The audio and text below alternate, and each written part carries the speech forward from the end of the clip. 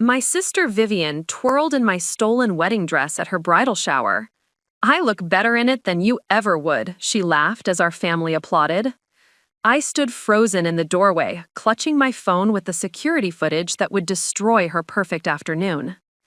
The ivory silk cascaded around her like liquid starlight, the hand-sewn French lace catching the afternoon light streaming through the windows of the Belmont estate. Before we jump back in, tell us where you're tuning in from, and if this story touches you, make sure you're a subscriber, because tomorrow, I've saved something extra special for you.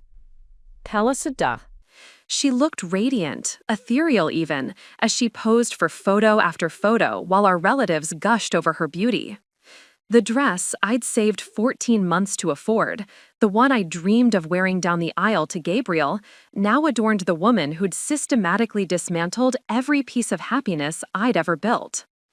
"Doesn't she look absolutely divine?" Mother cooed. "That dress could have been designed specifically for her."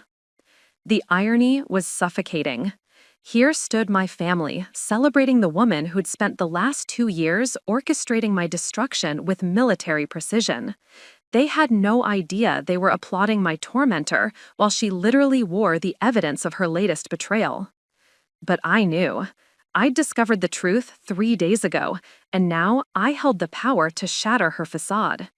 The security footage from Atelier Lumière sat on my phone like a loaded weapon, 15 minutes of crystal-clear evidence that would expose not just the theft of my dress, but something far more sinister. I was 3 when Vivian was born, old enough to remember the shift in our family's gravitational center. Within weeks of her arrival, I became invisible in my own home. My 4th birthday party perfectly encapsulated our new dynamic.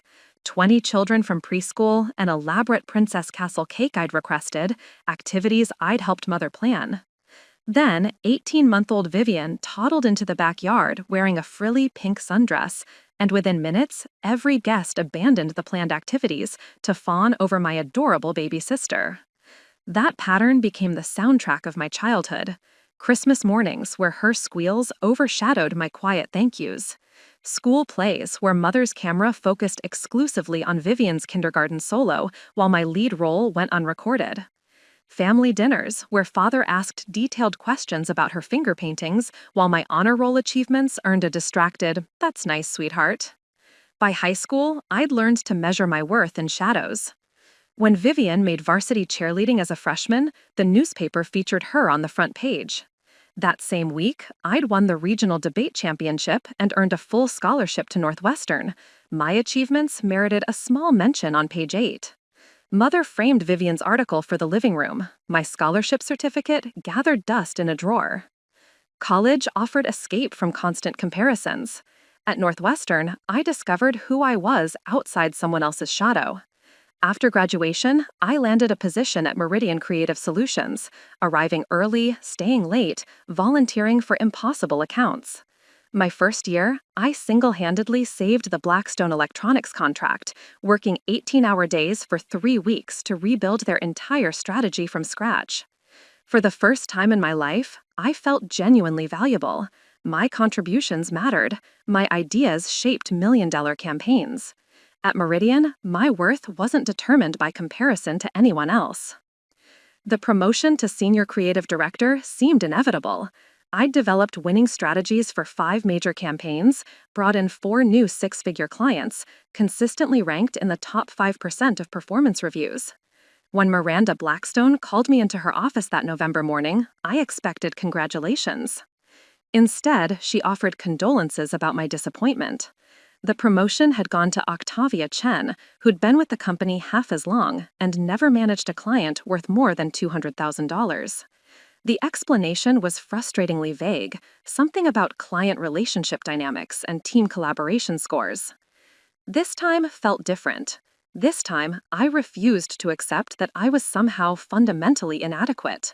This time, I was determined to understand exactly what had gone wrong. I had no idea that the answer would lead me back to the one person I'd spent years trying to escape. The investigation into my professional sabotage began with a simple question: how had Octavia Chen known about my private client strategy sessions?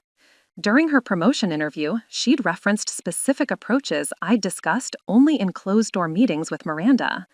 When I asked directly, Octavia laughed it off, mentioning industry networking, but her evasive smile left me unsettled. I started documenting details I'd previously dismissed. Computer slowdowns after lunch breaks, important emails disappearing from my sent folder, presentations developing technical glitches minutes before crucial meetings. Every major setback coincided with periods when Vivian had been particularly present in my life. The pattern became impossible to ignore once I started tracking it. The Morrison campaign disaster happened the week after Vivian visited my apartment, claiming she wanted to understand my work better. The Blackstone complications began after our family dinner, where I'd shared details about the challenging client relationship. I'd met Gabriel 18 months earlier at Cafe Solstice, ducking inside during a thunderstorm with my soaked portfolio. He'd looked up from his architectural sketches and smiled, offering to share his corner table. "Rough afternoon?" he'd asked. "Career-defining disaster, more likely," I'd replied, surprised by my honesty with a stranger. Gabriel was everything I'd never known I wanted, an architectural engineer with gentle hands and kind eyes, someone who preferred quiet museums to crowded bars. Our first date lasted until the cafe closed at midnight. For 8 months, we built something beautiful and private. Sunday farmers market visits, quiet dinners, long walks along Lake Michigan where comfortable silences felt natural. Gabriel made me feel seen in ways I'd never experienced. He celebrated my victories, offered comfort during setbacks, never made me feel like I was competing for his attention. When he looked at me, I saw myself reflected as someone worthy of love. I should have known better. I should have remembered that Vivian couldn't tolerate anything existing outside her sphere of influence. The family dinner that changed everything came in early spring, when I finally worked up courage to bring Gabriel home. "I can't wait to meet this mysterious boyfriend," Mother had said. "Vivian will be there too. She's been absolutely dying to meet him." That phrase should have been my first warning. Vivian had never expressed interest in my previous relationships. Her sudden curiosity felt uncharacteristic, but I dismissed my instincts as paranoia. The moment Gabriel stepped into our childhood home, I watched Vivian's expression transform from polite interest to predatory focus. She appeared at the curved staircase wearing a flowing emerald dress that perfectly complemented her eyes, blonde hair cascading in waves that caught every ray of sunlight. "So you're the famous Gabriel," she said, gliding down with practiced grace. "I've heard absolutely nothing about you, which means my sister is either very secretive or very selfish with her treasures." Gabriel laughed, that easy, genuine laugh I'd fallen in love with, and I felt the first crack in my foundation. Throughout dinner, Vivian peppered him with questions about his projects, adventures, dreams. She leaned forward when he spoke, laughed with perfect timing, shared just enough about herself to seem fascinating without overshadowing his accomplishments. I watched the subtle shift in Gabriel's attention, responses to Vivian growing longer and more animated, while answers to my questions became polite but distracted. By dessert, I felt like a stranger at my own relationship's funeral. "Your sister is incredible," Gabriel said on the drive home, his voice carrying warmth that used to be reserved for me alone. That night, lying awake, I finally understood what I'd been too naive to see before. Some shadows were too deep to escape, some golden lights too bright to compete with. The real war was about to begin, and I was completely unprepared for the battlefield she'd chosen. The weeks following that disastrous family dinner felt like watching my life crumble in slow motion. Gabriel's calls became shorter, texts less frequent. When we did spend time together, he seemed distracted, frequently mentioning topics I'd never heard him discuss before. "Vivian recommended this amazing hiking trail in Wisconsin," he said during dinner one Thursday. "She thinks we'd really enjoy the scenic overlooks." "When did you talk to Vivian about hiking?" I asked, trying to keep my voice casual. "She texted me some suggestions after dinner last week. She's really thoughtful that way." Preparing and narrating this story took us a lot of time, so if you are enjoying it, subscribe to our channel. It means a lot to us. Now back to the story. The casual way he said it, like ongoing communication with my sister was normal, made my chest constrict. I wanted to ask when they'd exchanged numbers, what other suggestions she'd shared, why she was inserting herself into our relationship. Instead, I smiled and nodded, swallowing questions like bitter medicine. Meanwhile, at Meridian, my professional foundation continued its mysterious erosion. The Henderson Luxury Resort account I developed for 6 months was suddenly reassigned after the client allegedly complained about my unprofessional communication style. When I asked Miranda for specifics, she was frustratingly vague. They felt you were too intense. Sometimes clients prefer a softer touch. The criticism stung because it contradicted everything I knew about my work style. Previous clients had praised my thorough preparation and clear communication. But self-doubt is insidious. When told repeatedly your perceptions are wrong, you question your own judgment. I threw myself into improvement, studying communication books, practicing softer tones, second-guessing every email. The effort was exhausting and futile. Important files disappeared. Calendar appointments vanished, causing missed meetings. Presentation software crashed at worst moments. Each incident was minor enough to explain individually, but together they painted a picture of increasing incompetence I couldn't understand. The technical difficulties felt especially frustrating because computers had always been my strength. I'd graduated summa cum laude with a double major in communications and information systems, built Meridian's entire client database during my first year. Yet suddenly, I couldn't manage basic digital tasks without catastrophic failure. The breaking point came on a rainy Tuesday in April. I'd spent 3 weeks preparing a Luminous Cosmetics presentation, innovative campaign incorporating influencer partnerships with traditional advertising. 15 minutes before the client meeting, my laptop crashed completely. When IT got it running, my presentation file was corrupted beyond repair. I had to present complex strategy using handwritten notes while clients exchanged concerned glances. "I'm sorry," I said to Miranda afterward, fighting tears. "I don't know what happened. I tested everything multiple times this morning." "These things happen," she replied, but her tone suggested they were happening to me too frequently. That night, staring at my malfunctioning laptop, I finally admitted what I'd been avoiding. This wasn't bad luck or coincidence. Someone was actively sabotaging my career, and the timing corresponded too perfectly with Vivian's increased presence to be accidental.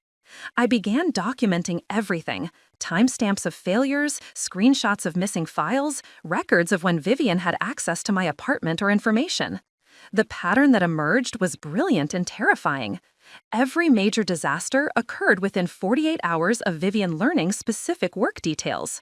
Henderson problems began after she borrowed my laptop during a family gathering. Luminous failure happened after she visited my apartment to drop off a birthday gift from Mother. My sister wasn't just stealing Gabriel's attention. She was systematically destroying my career with surgical precision, using insider access as a weapon against everything I'd built. The realization should have filled me with anger, but instead I felt strange relief. I wasn't losing my mind or professional competence. I was being hunted by someone who understood my vulnerabilities better than I understood them myself. For the first time in months, I had a clear enemy and specific problem to solve. The question was whether I could gather enough proof to stop her before she succeeded in destroying everything I'd worked to achieve. The Astoria Hotel's presentation was supposed to be my redemption. After 6 months of mysterious failures, I'd finally landed a meeting with their executive team, a $2.8 million contract that could restore my reputation at Meridian. I'd spent 3 weeks developing comprehensive rebranding strategy for their boutique hotel chain, working 18-hour days to ensure perfection. Market analysis, competitor research, demographic studies, complete visual identity overhaul. It was the thorough, innovative work that had originally made my career. The night before the meeting, I triple-checked every file, backed up presentations to multiple drives, printed hard copies as insurance. I'd learned to expect technical difficulties, so I prepared for every contingency. What I didn't prepare for was sabotage beyond computer glitches.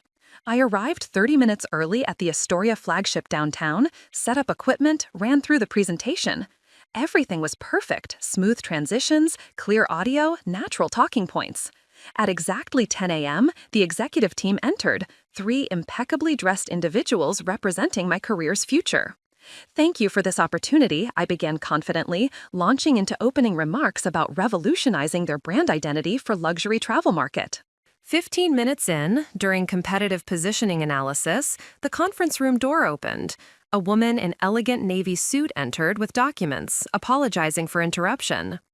"I'm so sorry," she said, approaching the lead executive, "but we just received concerning information about this proposal." My blood turned cold recognizing the voice before seeing her face. Vivian had somehow talked her way into my most important client meeting. "I'm Vivian Hawthorne from Sterling Art Consultancy," she continued, distributing papers to each executive. "My firm was recently approached about a similar project, and I felt obligated to share information about potential intellectual property concerns." The documents were copies of my presentation materials, but not the current version. These were earlier drafts from weeks ago, versions I'd abandoned because they contained preliminary ideas needing refinement. Worse, they were marked with timestamps and revision notes, making it appear I'd stolen concepts from other sources. "As you can see," Vivian explained with practiced concern, "several strategies appear adapted from campaigns our firm developed for other hospitality clients. While I'm sure this is oversight, I thought you should be aware of potential legal implications." The documents were copies of my presentation materials, but not the current version. These were earlier drafts from weeks ago, versions I'd abandoned because they contained preliminary ideas needing refinement. Worse, they were marked with timestamps and revision notes, making it appear I'd stolen concepts from other sources. "As you can see," Vivian explained with practiced concern, "several strategies appear adapted from campaigns our firm developed for other hospitality clients. While I'm sure this is oversight, I thought you should be aware of potential legal implications." Confused murmurs rippled through the room. Executives exchanged glances indicating discomfort. My mouth opened and closed as I processed what was happening. "I can assure you all concepts are original," I managed, but my voice sounded weak and defensive. "I've never seen materials from Sterling Art Consultancy." "Of course not directly," Vivian replied with sympathetic smile, "but ideas travel in professional circles. Perhaps you attended conferences where our concepts were discussed, or reviewed publications where our work was featured?" Her performance was masterful. She positioned herself as reluctant whistleblower, forced by ethics to reveal uncomfortable truths. Meanwhile, I looked like plagiarist or fool who couldn't recognize stolen concepts in my own presentation. The meeting deteriorated rapidly. Executives asked pointed questions about research methodology and development process. Every answer seemed to deepen suspicions rather than alleviate them. By the time they suggested rescheduling to address these concerns, I knew the contract was lost. After they left, I stood alone with Vivian, who packed her fabricated evidence with satisfied efficiency of someone completing successful mission. "I'm truly sorry it came to this," she said, not looking sorry at all. "But you know how seriously the industry takes these matters. I couldn't let Astoria unknowingly involve themselves in potential legal complications." "How did you even know about this meeting?" "Gabriel mentioned you were working on something exciting with a hotel chain," she replied casually. "When my contacts at Astoria mentioned considering Meridian for rebranding, I put 2 and 2 together. Lucky coincidence that I could help prevent what could have been an embarrassing situation for everyone involved." The calculated cruelty took my breath away. She'd used information from my boyfriend to orchestrate professional humiliation, then positioned herself as hero, saving everyone from my alleged incompetence. That afternoon, Miranda called me into her office with grim expression. "Celeste, we need to discuss what happened at Astoria. They've decided to terminate their relationship with Meridian entirely. They're concerned about our quality control and intellectual property verification procedures." The conversation continued 20 minutes, but the outcome was predetermined. I was placed on probationary status pending full review of recent projects. My caseload would be reduced to smaller, less critical accounts while the company evaluated my fitness for senior-level responsibilities. Walking back to my desk felt like a funeral march. Colleagues who used to greet me warmly now avoided eye contact. Word of the Astoria disaster had spread with wildfire speed, transforming me from rising star to cautionary tale in a single afternoon. That evening, I sat with wine and laptop, finally ready to confront the truth. This wasn't a series of unfortunate coincidences or professional growing pains. This was warfare, and my sister was winning because I'd been too naive to recognize the battlefield. I opened New Document and began typing everything I could remember about Vivian's behavior over the past year. Every suspicious comment, convenient coincidence, moment when she'd had access to information later used against me.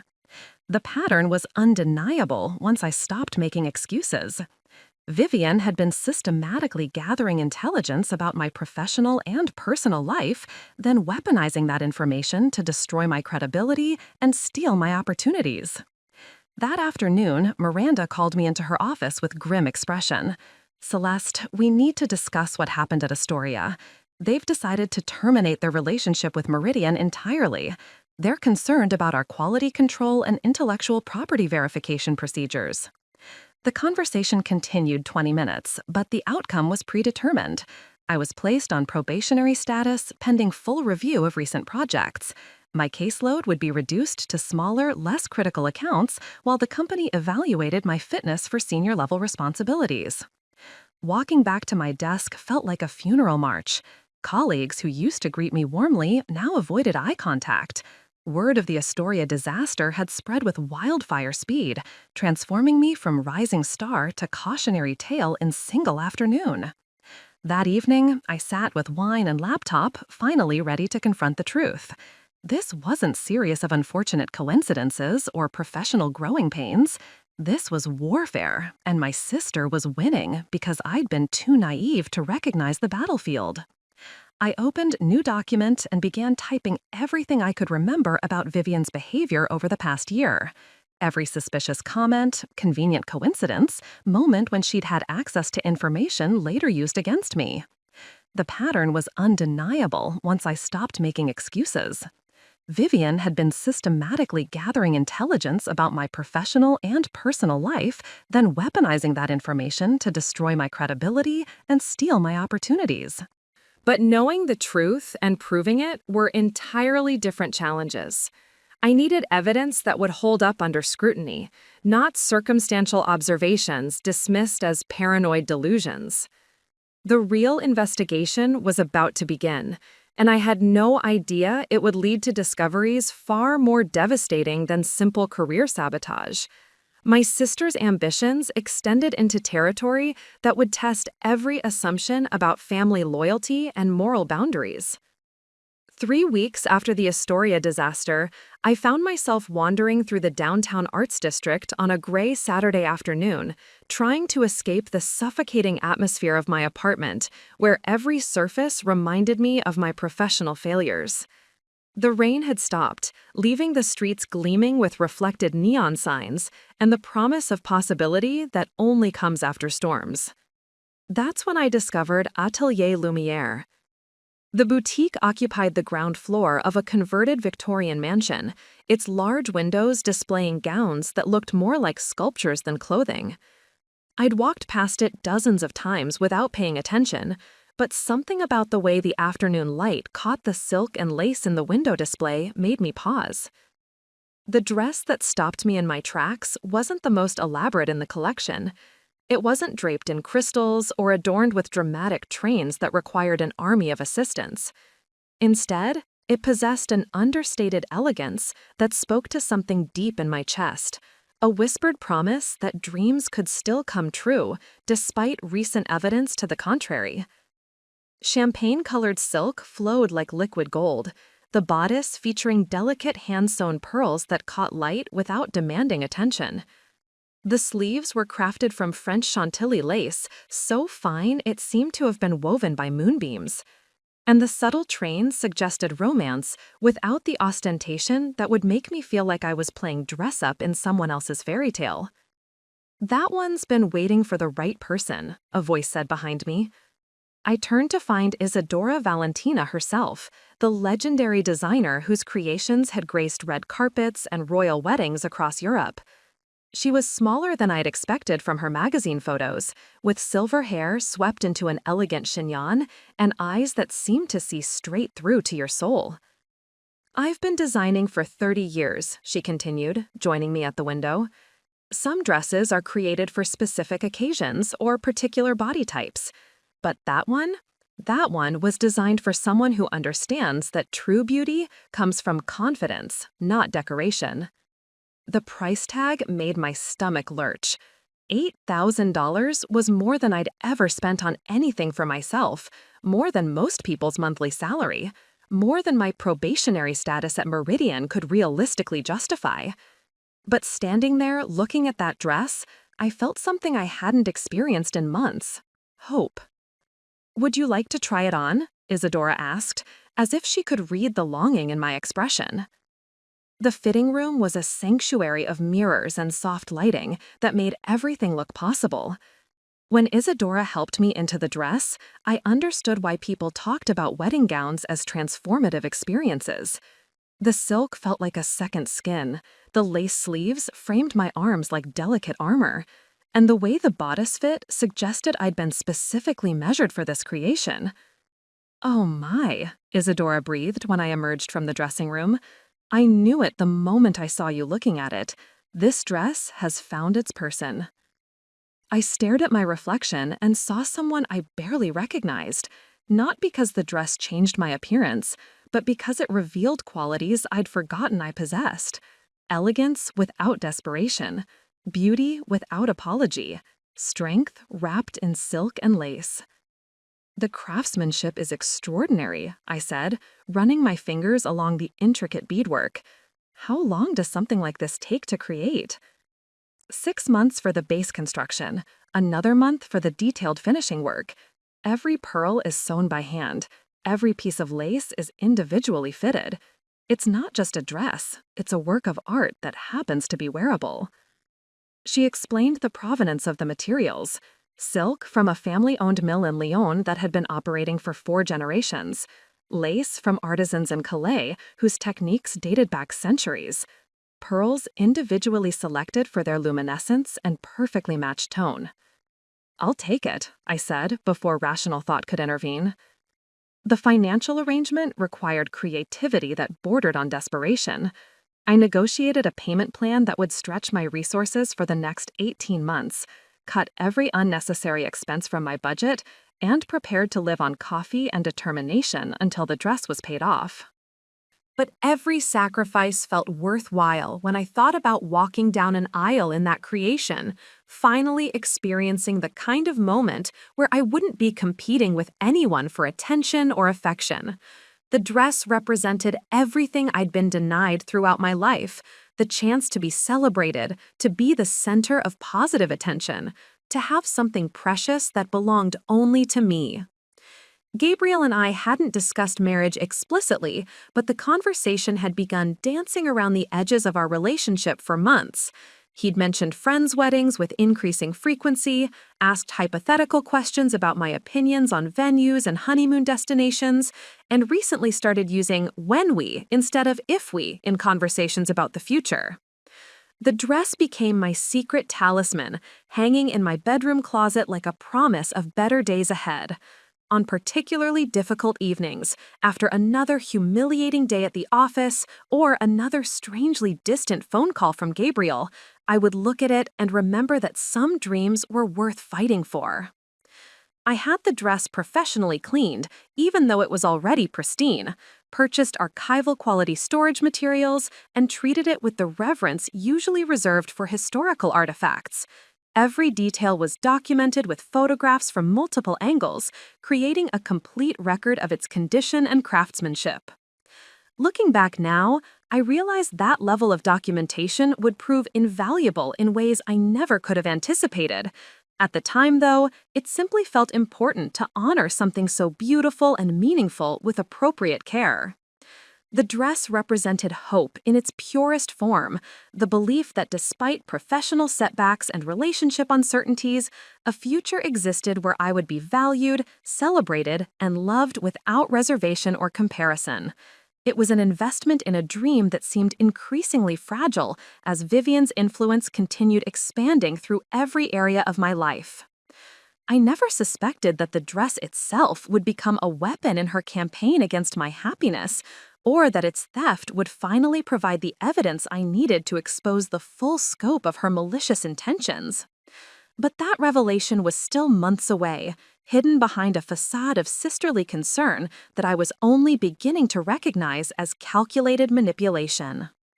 The evening I met Sebastian Aldridge felt like stepping into a different version of my life, one where conversations flowed naturally and laughter came without the weight of constant vigilance.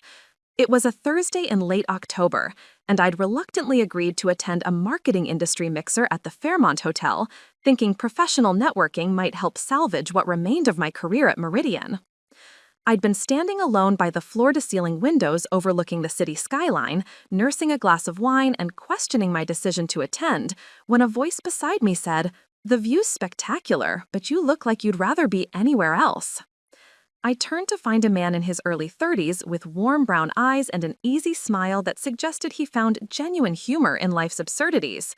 His dark hair was slightly disheveled in a way that looked intentional but natural, and he wore his charcoal suit with the casual confidence of someone comfortable in his own skin. "That obvious?" I asked, surprised by my own honesty with a stranger. "Only to someone who's also contemplating an early escape," he replied, extending his hand. "Sebastian Aldridge, Crisis Management Consulting, currently managing my own crisis of whether to stay and make small talk about quarterly projections or flee to that new bookstore cafe down the street." Celeste Hawthorne, Marketing Strategy. The bookstore sounds infinitely more appealing than another conversation about brand optimization metrics. Something about Sebastian's directness put me immediately at ease. Unlike Gabriel, who had required careful cultivation of shared interests, Sebastian seemed genuinely curious about my thoughts on everything, from industry trends to favorite authors to opinions about the pretentious canopies being served by servers who looked as trapped as I felt. "You know what I find fascinating about crisis management?" he said, as we found a quieter corner away from the networking crowd. "Most disasters aren't actually caused by external forces. They're the result of internal systems breaking down, people making decisions based on incomplete information or deliberate deception." The comment hit closer to home than he could have known. "What do you mean by deliberate deception?" "Corporate sabotage, usually. Someone with insider access systematically undermining processes to create failures that look accidental. The hardest cases to solve because the perpetrator understands the system well enough to make destruction look like incompetence." The comment hit closer to home than he could have known. "What do you mean by deliberate deception?" "Corporate sabotage, usually. Someone with insider access systematically undermining processes to create failures that look accidental.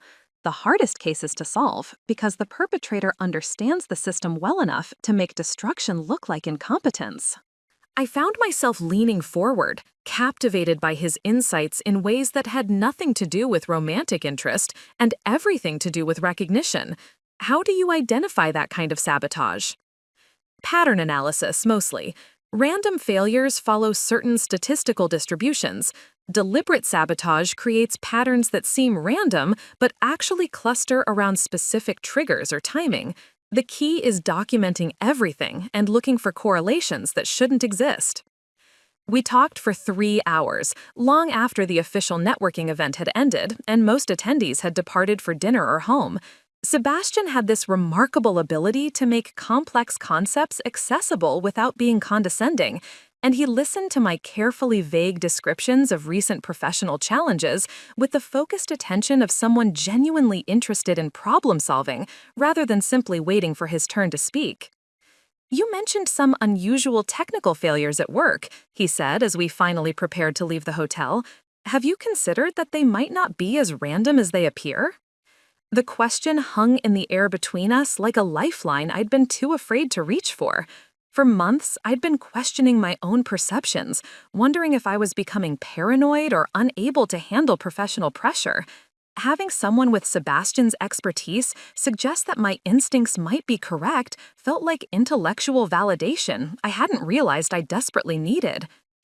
I've wondered, I admitted carefully, but proving deliberate interference seems impossible when you're the only one who sees the pattern. Not impossible, Sebastian replied. Difficult, certainly, but these cases usually leave digital footprints if you know where to look. The perpetrator gets overconfident because their initial success makes them believe they're untouchable. He handed me his business card with a gesture that felt more like offering assistance than networking. If you ever want a professional opinion about those technical issues, I specialize in exactly this kind of investigation. No charge for the initial consultation. I find these puzzles intellectually stimulating. Over the following weeks, Sebastian and I developed what I can only describe as an intellectual partnership that gradually evolved into genuine friendship. He taught me forensic analysis techniques for examining digital evidence, helped me understand the psychology of workplace sabotage, and most importantly, validated my growing suspicions about the systematic nature of my professional failures. Unlike Gabriel, who had become increasingly distant and distracted whenever I tried to discuss my work problems, Sebastian engaged with my concerns as legitimate professional challenges deserving serious analysis rather than emotional issues requiring reassurance or dismissal. Your sister has remarkable access to your personal and professional information, he observed during one of our coffee meetings after I'd shared carefully edited details about Vivian's recent behavior. That level of detailed knowledge about your projects and client relationships suggests either an extraordinary interest in your career or something more concerning. Sebastian never pushed for information I wasn't ready to share, but his questions helped me recognize patterns I'd been too close to see clearly. He introduced me to concepts like gaslighting and systematic manipulation, giving me vocabulary for experiences I'd struggled to articulate even to myself. The most effective saboteurs are often family members or close friends, he explained during one particularly illuminating conversation.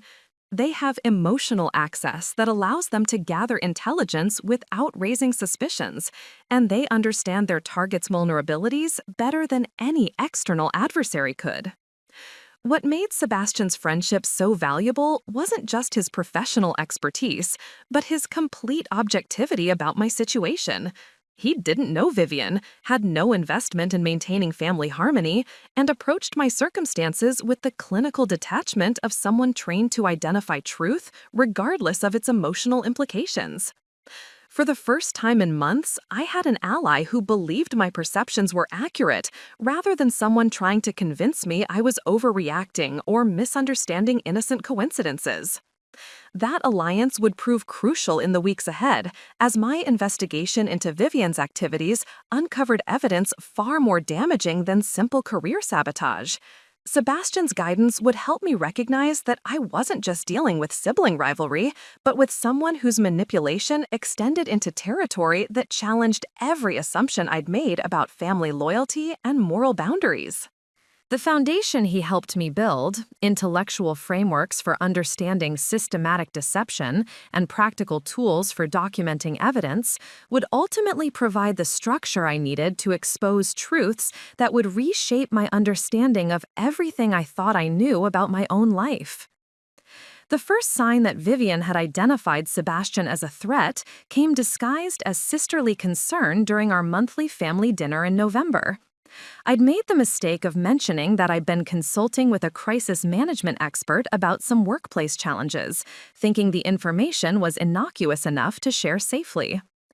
"A crisis management consultant?" Mother asked, raising an eyebrow as she passed the roasted vegetables. "That sounds rather dramatic for marketing difficulties, doesn't it?" "It's just a professional consultation," I explained, immediately regretting bringing up the topic. Sometimes an outside perspective helps identify patterns you're too close to see. Vivian looked up from her plate with the kind of sharp interest that should have set off alarm bells in my head. How fascinating. I didn't realize your work situation had reached crisis levels. What kind of patterns is this consultant helping you identify? The question sounded innocent, but something in her tone made my skin crawl. I'd learned to recognize that particular inflection, the way Vivian's voice became slightly higher and more musical when she was fishing for information she intended to use against me later. Nothing dramatic, I said, trying to downplay Sebastian's significance, just some technical issues that might have underlying causes. You know, Vivian continued, cutting her lamb with precise movements, I have some experience with crisis management through the gallery. We've dealt with authentication scandals, donor disputes, exhibition controversies. Perhaps I could offer some insights as well. The offer made my stomach clench. The last thing I wanted was Vivian inserting herself into my relationship with Sebastian the way she'd infiltrated my connection with Gabriel. But refusing her help would raise questions about why I was excluding family from professional discussions while consulting with strangers. That's very kind, I said carefully, but this consultant specializes in corporate environments. The art world operates quite differently. Of course, Vivian agreed, with a smile that didn't reach her eyes. But people are people, regardless of industry. Manipulation tactics, information warfare, systematic sabotage, these patterns transcend professional boundaries. The casual way she mentioned those specific terms, manipulation tactics, information warfare, systematic sabotage, felt like a direct challenge, as if she were testing whether I suspected her involvement in my recent difficulties. After dinner, while Father and Uncle Reginald argued about football scores in the living room, Vivian cornered me in the kitchen under the pretense of helping with dishes. I'm worried about you, she said, rinsing wine glasses with unnecessary care. This whole consultant situation suggests you're under more stress than you've admitted. Are you sure you're thinking clearly about your professional problems? What do you mean? Well, hiring crisis management for workplace difficulties seems like a rather extreme response. Unless, she paused dramatically, there are aspects of your situation you haven't shared with the family. The conversation felt like walking through a minefield. Every response could potentially give her information to use against me, but remaining silent would only increase her suspicions about what I might have discovered. I'm just being thorough, I said finally. Better to address problems systematically than let them escalate. Of course, though I hope this consultant isn't one of those professionals who creates drama to justify their fees. Some people in crisis management have been known to convince clients that minor coincidences are actually elaborate conspiracies. The warning was delivered with sisterly concern, but the underlying message was clear. She knew I suspected deliberate sabotage, and she was preemptively discrediting any evidence Sebastian might help me uncover. 2 days later, Sebastian called with disturbing news. I've been getting some unusual inquiries about our professional relationship, he said, without preamble. Someone's been asking questions about my client list and consulting methods. What kind of questions? Professional ones, mostly. Inquiries about my success rate with workplace sabotage cases, my investigative techniques, whether I typically find evidence of deliberate interference or conclude that problems are coincidental. My blood ran cold. Who's asking? That's the interesting part. The inquiries came through different channels. A supposed journalist writing about crisis management trends, a graduate student researching workplace consulting effectiveness, a potential client considering hiring my services. But the questions were too similar and too specific to be coincidental. Could you trace them back to a source? I'm working on it. But whoever's behind this understands how to compartmentalize their research. They're using different identities and communication methods to avoid creating obvious connections. The revelation that Vivian was actively investigating Sebastian confirmed my worst fears about her evolving strategy. She wasn't content to simply monitor my activities. She was now researching anyone who might help me understand what was happening to my life. There's something else, Sebastian continued. One of the inquiries mentioned specific details about your situation that I hadn't shared with anyone. details about timeline patterns and technical failure types that only someone with insider knowledge would know. What does that mean? It means whoever's researching me has independent access to information about your professional problems. They're not just fishing for general intelligence, they know exactly what kind of evidence we might be looking for. The implications were staggering. Vivian wasn't just sabotaging my career, she was actively countering my attempts to investigate her activities. She'd identified Sebastian as a potential threat and was now working to undermine his credibility or gather intelligence about his methods. What do we do? I asked, feeling the walls closing in around me. We become more careful about our communications and meeting locations, and we accelerate our evidence-gathering timeline. If someone's trying to stay ahead of our investigation, it means there's something significant to discover. That evening, I sat in my apartment reviewing everything I thought I knew about Vivian's capabilities and resources. She had access to my personal information through family connections, professional intelligence through her network in the arts community, and now she was actively researching anyone who might help me fight back. The sophistication of her operation was breathtaking. She'd identified a potential threat to her activities and immediately launched a counterintelligence campaign to neutralize it. This wasn't simple sibling rivalry or professional jealousy. This was systematic warfare conducted by someone with advanced understanding of psychological manipulation and strategic planning. But her aggressive response to Sebastian's involvement also suggested something else. She was worried. For the first time since this nightmare began, Vivian felt threatened enough to reveal the scope of her surveillance capabilities. Her usual subtle approach had given way to more obvious intelligence gathering, which meant she was operating under pressure. That pressure, I realized, represented my first real advantage in a conflict I was only beginning to understand. Vivian's need to monitor Sebastian's activities might finally provide the evidence trail I needed to expose her systematic campaign against me. The hunt was about to intensify in ways neither of us had anticipated, but for the first time, I wasn't operating entirely in the dark. Gabriel's transformation from devoted boyfriend to distant stranger accelerated dramatically in the weeks following Vivian's intelligence gathering about Sebastian. What had been subtle shifts in attention became obvious changes in behavior that I could no longer rationalize as work stress or natural relationship evolution. Our twice-weekly dinner dates dwindled to sporadic coffee meetings that felt more like obligation than desire. When we did spend time together, Gabriel seemed preoccupied with topics that had never interested him before: art gallery exhibitions, wine tastings, cultural events that aligned perfectly with Vivian's social calendar. Vivian mentioned this amazing photography exhibition at the Modern Art Museum. He thinks we'd really appreciate the intersection of architecture and visual storytelling. "Since when are you interested in photography exhibitions?" I asked, trying to keep accusation out of my voice. "I've always been curious about different art forms," Gabriel replied, but his answer felt rehearsed. "Vivian's been helping me understand how visual arts can inform architectural design. She has this incredible way of explaining complex aesthetic concepts in accessible terms."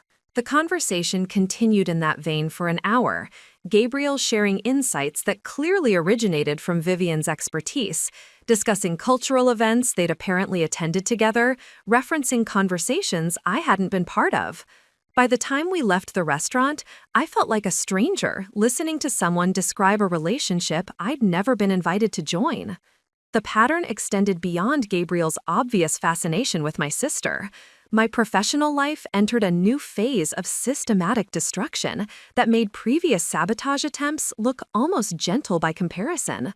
The technical failures became more sophisticated, the timing more precisely calculated to inflict maximum damage. A crucial client presentation for Meridian's largest account corrupted itself 30 minutes before the meeting, forcing me to present complex brand strategy using hastily scribbled notes.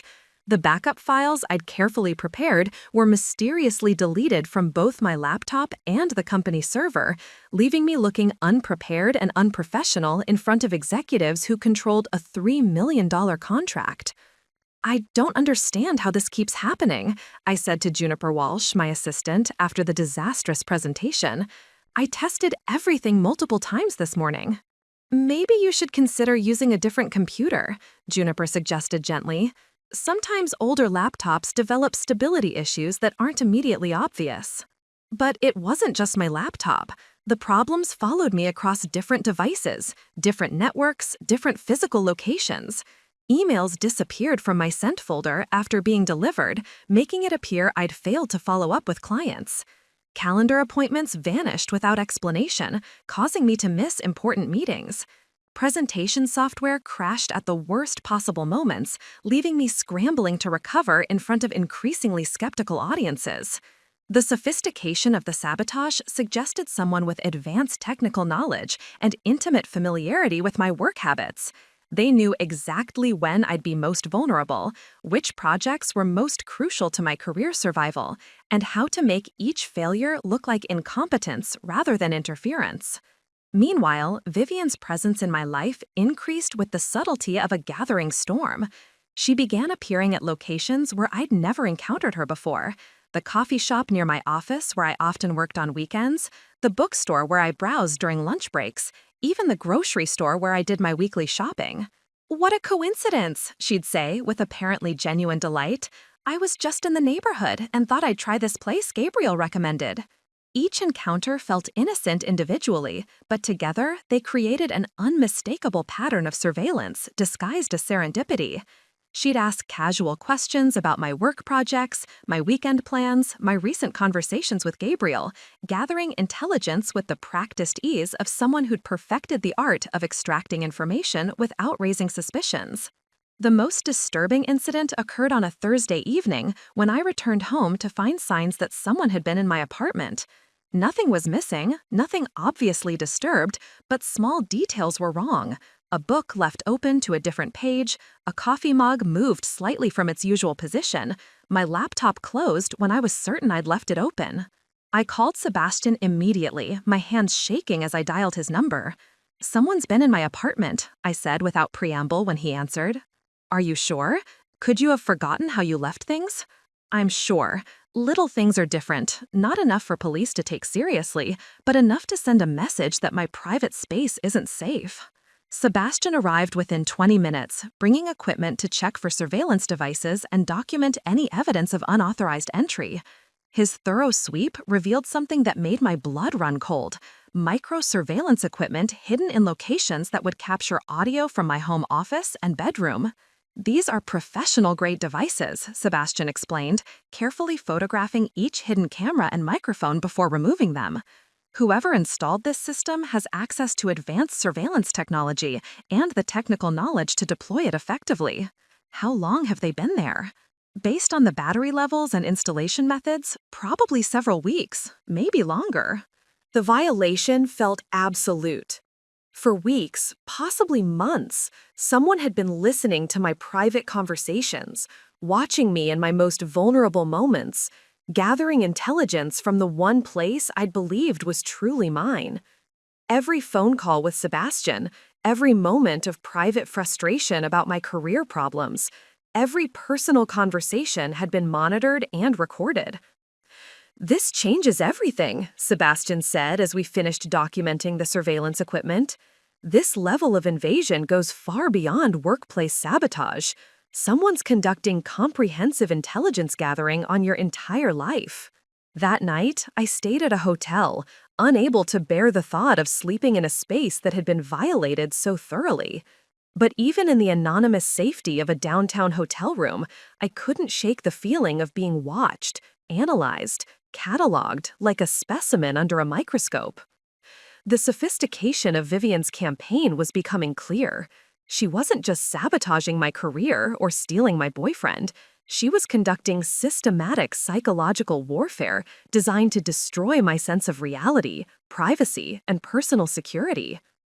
Every safe space had been penetrated, every relationship compromised, every source of strength systematically undermined. But her escalation also represented a crucial miscalculation. The surveillance equipment provided physical evidence of criminal activity that went far beyond the civil matters of workplace sabotage or relationship interference. For the first time since this nightmare began, I had proof that couldn't be dismissed as coincidence or misunderstanding. Vivian's need to monitor my private life had finally given me the ammunition I needed to fight back.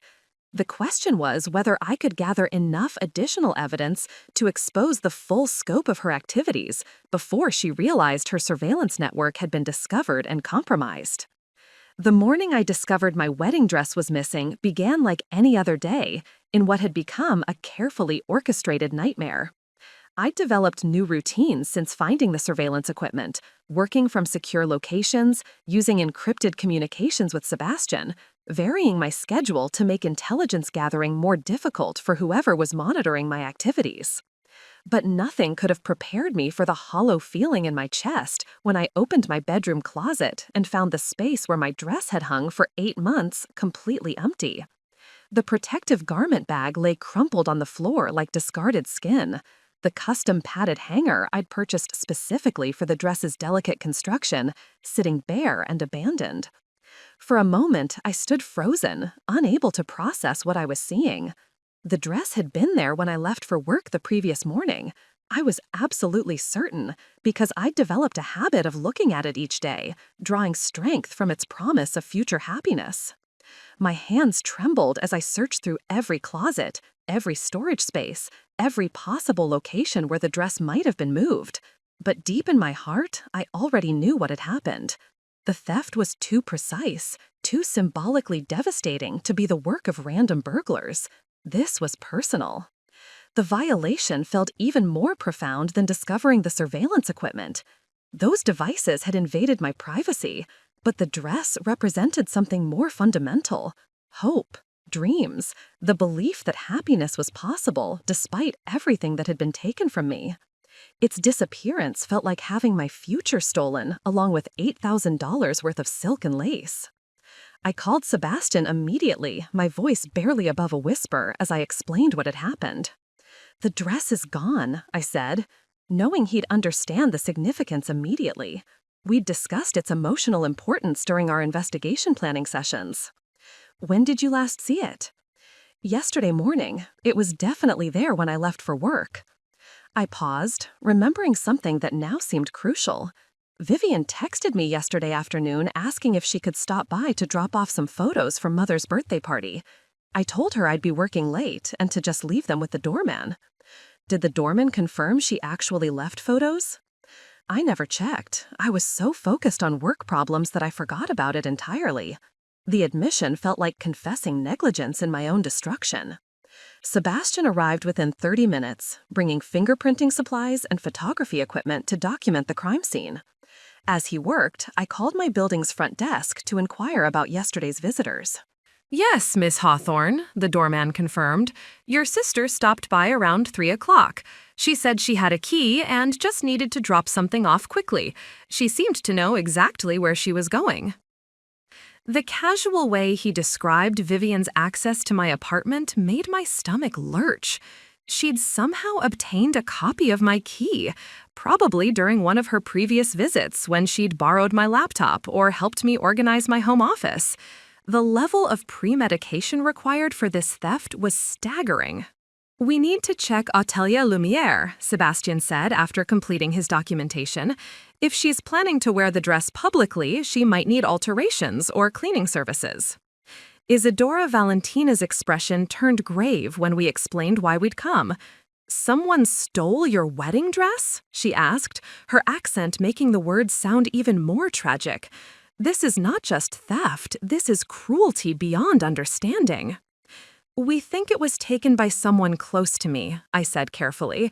"Someone who knew its significance and wanted to cause maximum emotional damage." Isadora's eyes flashed with the kind of anger that comes from seeing artistic creation used as a weapon. This dress was made with love, with hope. To steal such a thing, she shook her head in disgust. "We're hoping to recover it before any permanent damage is done," Sebastian interjected. "Has anyone contacted you about alterations or services for a dress matching this description?" Isadora considered the question carefully. "Not yet, but—" she paused, seeming to weigh her words. There is something you should know about that particular dress, something I didn't mention when you purchased it because I thought it might seem excessive. What do you mean? All of my original creations include security features, discrete tracking devices sewn into the construction, invisible to casual inspection, but detectable with the right equipment. I began this practice after several high-profile thefts from other designers. My heart stopped. You're saying my dress has a tracking device?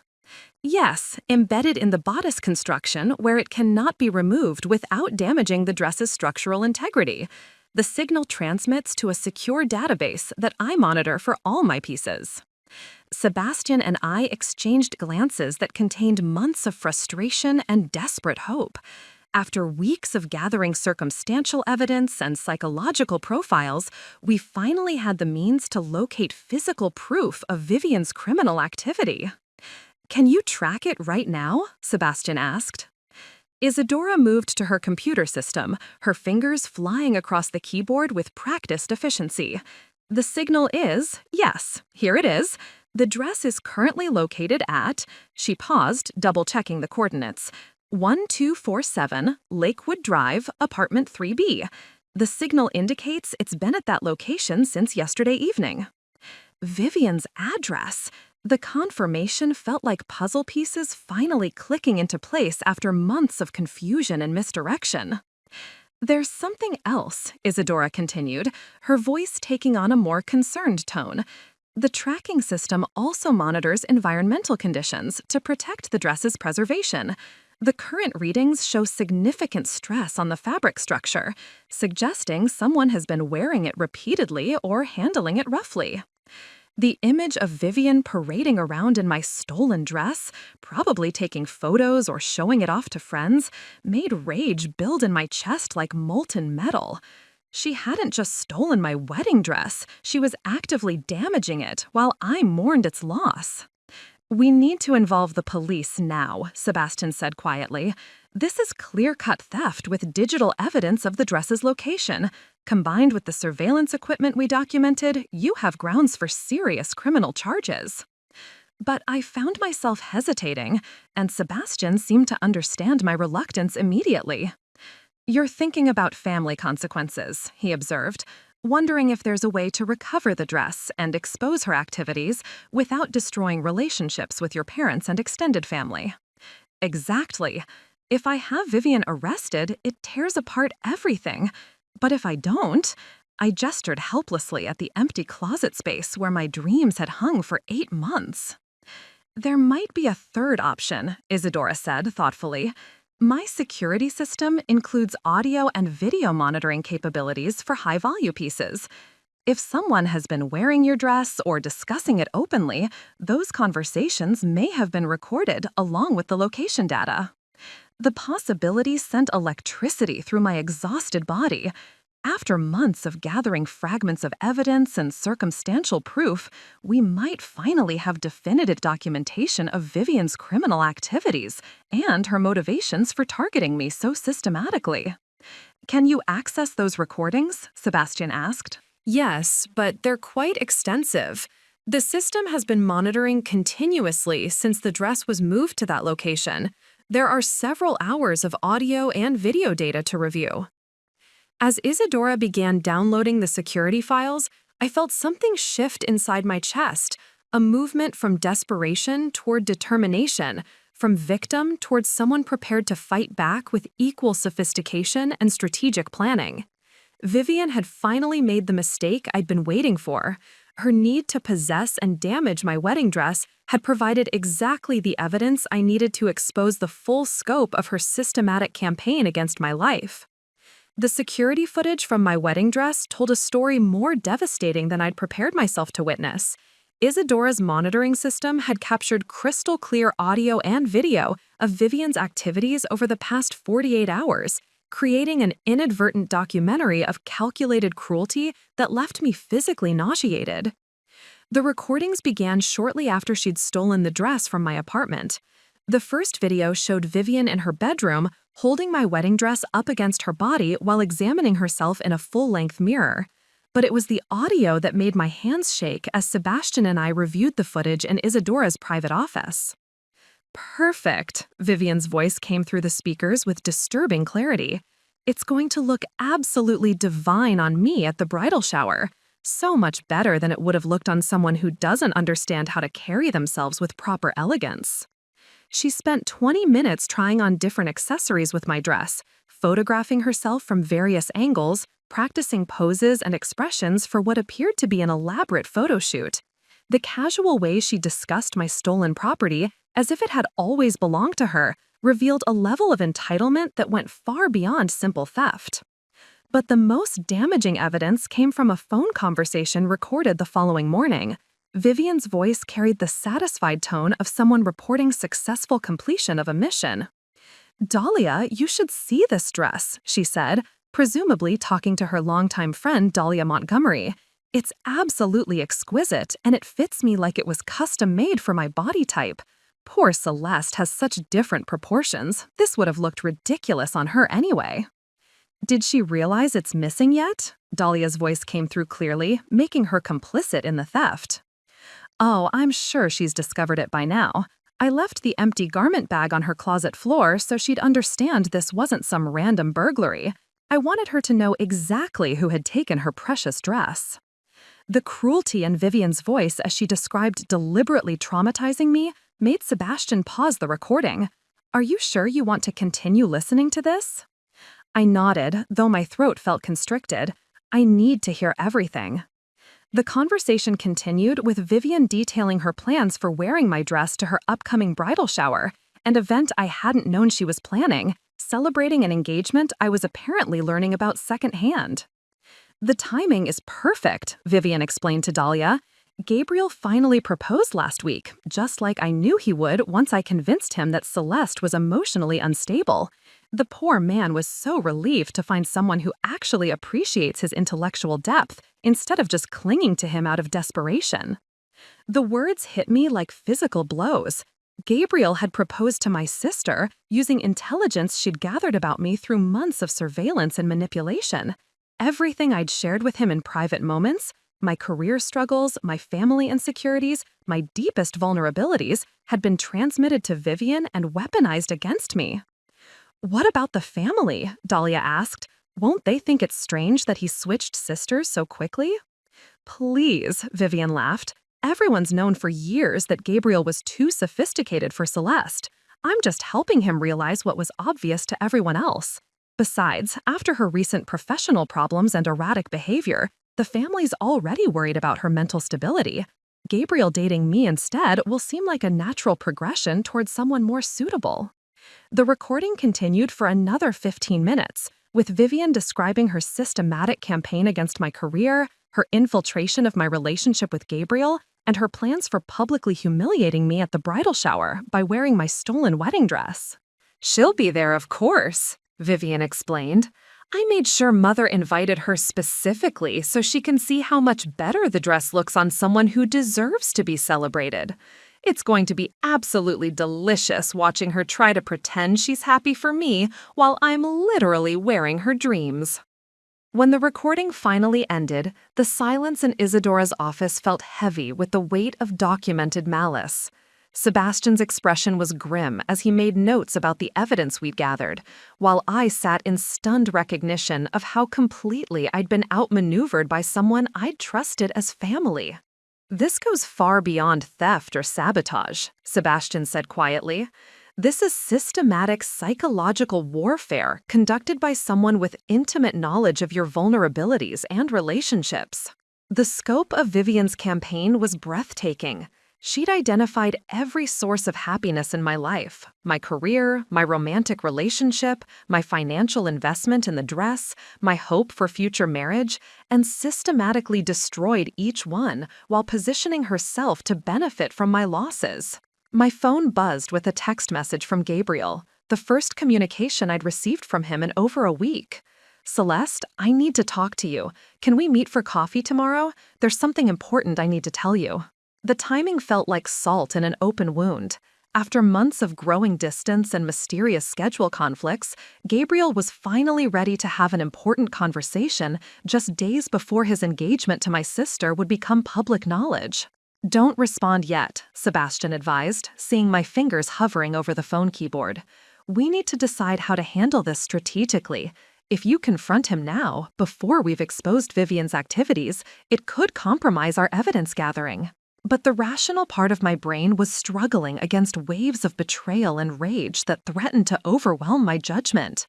For 8 months, I'd been planning a future with someone who was simultaneously being convinced that I was mentally unstable and emotionally inadequate.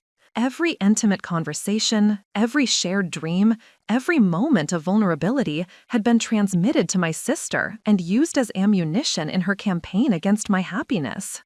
"The bridal shower is in 3 days," I said, studying the calendar on my phone. "That's when she plans to publicly humiliate me by wearing my dress while celebrating her engagement to my boyfriend." "Former boyfriend," Sebastian corrected gently. "And this gives us a crucial advantage. We know her timeline and her strategy. We can prepare accordingly." The plan that began forming in my mind felt both terrifying and necessary. Vivian had orchestrated this public humiliation as the culmination of her systematic campaign against me. She expected me to attend the bridal shower as a defeated victim, forced to watch her triumph while wearing my stolen dress and celebrating her theft of my relationship. But she'd made one crucial miscalculation. In her eagerness to inflict maximum psychological damage, she'd provided me with irrefutable evidence of her criminal activities and malicious intentions. The security footage from my dress, combined with the surveillance equipment from my apartment and the documentation of professional sabotage, created a comprehensive case that couldn't be dismissed as coincidence or misunderstanding. For the first time in over a year, I held more power than Vivian realized. The question was whether I had the courage to use it effectively, knowing that exposing her activities would inevitably destroy our family relationships and create consequences that would ripple through every aspect of our lives. The bridal shower she'd planned as my humiliation was about to become the stage for revelations that would permanently alter our family dynamics. But first, I needed to gather the remaining evidence and prepare for a confrontation that would require every strategic skill I'd learned during my months of survival under her psychological warfare. The final phase of this nightmare was about to begin, and for the first time, I was the one controlling the timeline. The call came at 6 in the morning on the day before Vivian's bridal shower, jerking me from the first restful sleep I'd managed in weeks. Mother's voice was shaking as she explained that grandmother Cordelia had suffered a massive heart attack during the night and was being rushed to Northwestern Memorial Hospital. Mother's voice broke. "They're saying the next few hours are critical. Can you come immediately?" I threw on clothes and raced to the hospital, my mind reeling with the timing of this crisis. After months of systematic manipulation and careful planning, a genuine family emergency threatened to overshadow everything, just as I was prepared to expose Vivian's activities. The cardiac intensive care unit buzzed with controlled urgency as our family gathered around grandmother's bedside. She looked impossibly small and fragile, connected to machines that monitored every heartbeat and breath, her usually sharp eyes closed in medicated sleep. "Thank goodness you're here," Father said, embracing me with the kind of desperate affection that comes from confronting mortality. "Vivian's been here all night, coordinating with the doctors and handling all the logistics." Of course she had. Even facing a genuine crisis, Vivian had positioned herself as the indispensable family coordinator, the devoted granddaughter managing everyone else's emotional responses while demonstrating her superior dedication and competence. She looked up from her conversation with a cardiologist, her face perfectly composed despite the early hour and stressful circumstances. "Oh, good, you made it," she said, with just the right balance of relief and subtle reproach that suggested I'd been slower to respond than a truly caring granddaughter would have been. "How is she?" I asked, moving toward grandmother's bedside. "Stable for now," the cardiologist explained, "but the damage was extensive. We're monitoring her closely and hoping to avoid another episode." Over the following hours, I watched Vivian orchestrate the family's response with the same strategic precision she'd applied to destroying my life. She coordinated with medical staff, organized meal deliveries for family members camping out in the waiting room, and handled phone calls to relatives across the country with gracious efficiency. To outside observers, she appeared to be the perfect granddaughter, rising to meet a family crisis with maturity and selflessness. But I'd learned to recognize the subtle signs of her manipulation tactics at work. "I've been thinking about the bridal shower tomorrow," she said, during a quiet moment when we were alone in the family waiting area. "Obviously, we should cancel it, given Grandma's condition. It wouldn't feel appropriate to celebrate while she's fighting for her life." The suggestion sounded reasonable and compassionate, but I understood the strategic calculation behind it. Postponing the bridal shower would disrupt my plans to expose her activities publicly, giving her time to develop new countermeasures or simply move the dress to a different location where the tracking device couldn't implicate her. "That seems premature," I replied carefully. "Grandmother is stable, and she's always said life should be celebrated even during difficult times. She'd be disappointed to know her health problems were preventing family joy." Vivian's eyes flashed with something that might have been frustration before her expression returned to appropriate concern. "I just think it would send the wrong message. What if her condition deteriorates while we're having a party? The doctor said she's stable, and it's only a few hours. We could even dedicate the celebration to her recovery." The conversation continued for several minutes, with Vivian proposing various reasons why postponement would be more appropriate, while I countered each suggestion with reasonable arguments for proceeding as planned.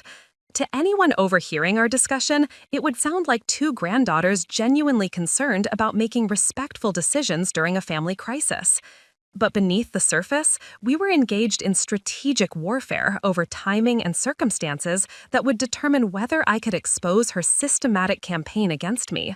"There's something else," Vivian said, lowering her voice conspiratorially. "Gabriel wanted to make an announcement at tomorrow's shower about our engagement, but given the circumstances, we're thinking of postponing that as well." The casual way she mentioned Gabriel's planned announcement, as if our relationship had been a minor inconvenience rather than an 8-month emotional investment, made rage build in my chest like molten metal. She was using grandmother's genuine health crisis to manipulate family emotions and control the narrative around her theft of my boyfriend and my wedding dress. "I think grandmother would want the family to have something positive to focus on," I said, forcing my voice to remain steady. "Good news might actually help her recovery." What I didn't say was that Gabriel's public announcement of their engagement would provide the perfect dramatic climax for my presentation of evidence about Vivian's systematic manipulation. The security footage of her discussing her campaign against me while wearing my stolen dress would be devastating in any context, but revealing it immediately after she accepted congratulations for stealing my boyfriend and my wedding dress would create maximum impact. That afternoon, when visiting hours ended and family members dispersed to rest and shower, I met Sebastian at a coffee shop near the hospital to finalize our plans. "Are you sure you want to proceed tomorrow?" he asked. "The family crisis creates additional emotional complications that might work against you." "That's exactly why we have to proceed," I replied. "Vivian is using grandmother's heart attack as cover to postpone consequences for her actions. If we wait, she'll find new ways to delay accountability or destroy evidence." Sebastian studied my face with the clinical assessment of someone trained to evaluate decision-making under pressure. "This confrontation is going to permanently alter your family relationships. There's no going back once you reveal what you've discovered." "There's already no going back," I said quietly. "Vivian destroyed my relationship with Gabriel, sabotaged my career, violated my privacy, and stole my wedding dress. The only question is whether I'm going to let her get away with it by using grandmother's illness to avoid consequences." That evening, I visited grandmother alone during the brief window when other family members were at dinner.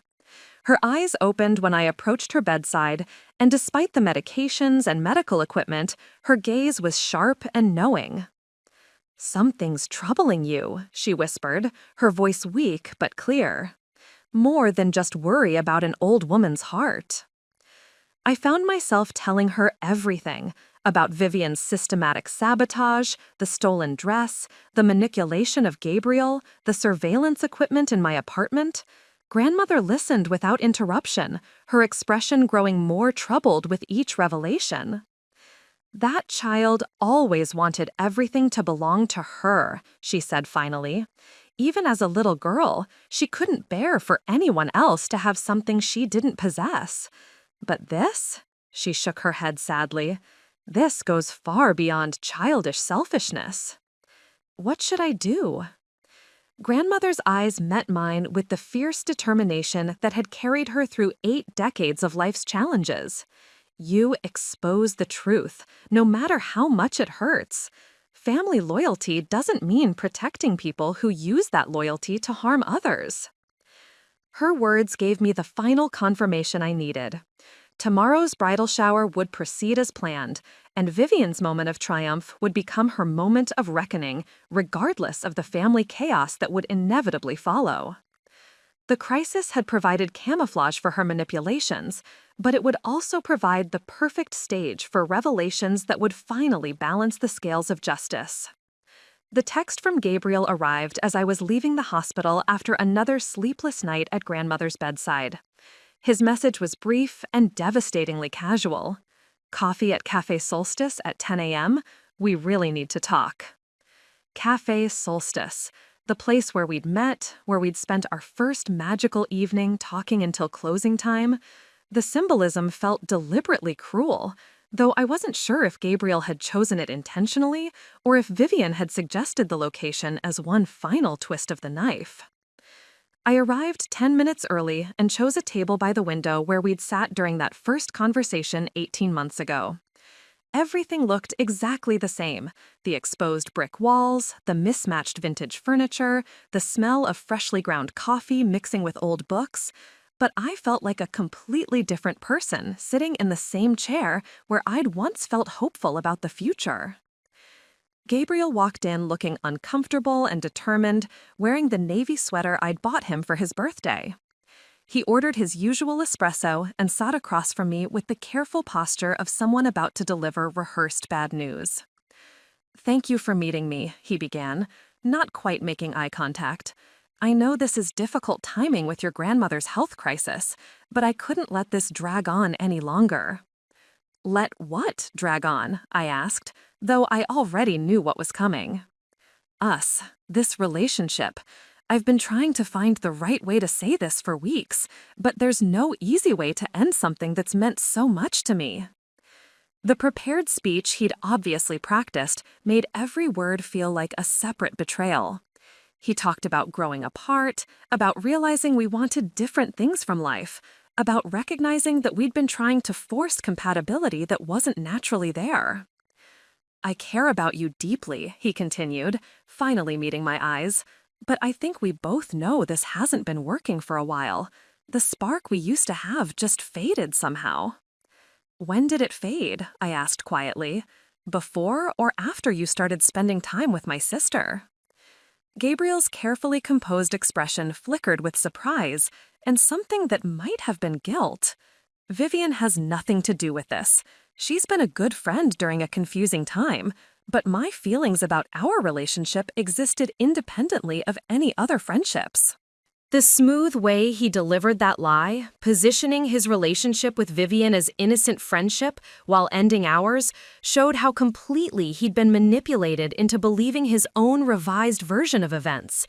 She'd convinced him that his doubts about me were original thoughts rather than carefully planted suggestions. "Have you told Vivian about this conversation?" I asked. "I mentioned I was planning to talk to you, yes.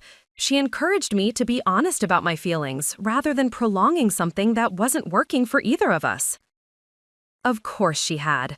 Vivian had probably coached him through the entire breakup speech, ensuring he'd present their future relationship as a natural development rather than a calculated theft orchestrated while we were still together. "Is there someone else?" I asked, though I already knew the answer. Gabriel hesitated for the first time in our conversation, his rehearsed confidence faltering slightly. "It's complicated. I've developed feelings for someone, but nothing happened while we were together. I wouldn't do that to you." The technical truth of that statement, that nothing physical had happened while we were officially together, ignored the months of emotional manipulation and strategic seduction that had preceded this moment. Gabriel genuinely believed he'd ended our relationship honorably before beginning something new, unaware that the someone else had been systematically destroying his feelings for me while cultivating his attraction to her. "It's Vivian, isn't it?" "Yes," he said quietly. "But Celeste, you have to understand that these feelings developed naturally. We never intended for this to happen." The sincerity in his voice was perhaps the most devastating part of the entire conversation. Gabriel truly believed he'd fallen for my sister organically, that their connection was genuine, rather than the result of months of calculated manipulation designed to make him question my emotional stability while showcasing her superior sophistication. "We're getting married," he continued, the words hitting me like physical blows. "I know the timing seems sudden, but when you know something is right, waiting doesn't make sense." I sat in stunned silence as he explained their plans: a small ceremony next month, just family and close friends, nothing elaborate because they both preferred intimate celebrations. The same preferences I'd expressed during our hypothetical discussions about wedding plans, now presented as Vivian's original ideas that aligned perfectly with his vision. "I hope someday you can be happy for us," Gabriel said as he prepared to leave. "Vivian speaks about you with such love and concern. She's worried about how you'll handle this news, especially with everything else you've been dealing with lately." The reference to everything else I'd been dealing with, my professional failures, my apparent emotional instability, my increasing isolation from friends and family, showed how completely Vivian had poisoned his perception of me. In his mind, I was a troubled person whose problems had made our relationship unsustainable, while Vivian was the caring sister concerned about my well-being. After Gabriel left, I sat alone at our former table, feeling the full weight of Vivian's victory. She hadn't just stolen my boyfriend, she'd convinced him that leaving him was an act of kindness, that marrying her was a natural evolution, rather than the culmination of a systematic campaign against my happiness. My phone buzzed with a text from Mother.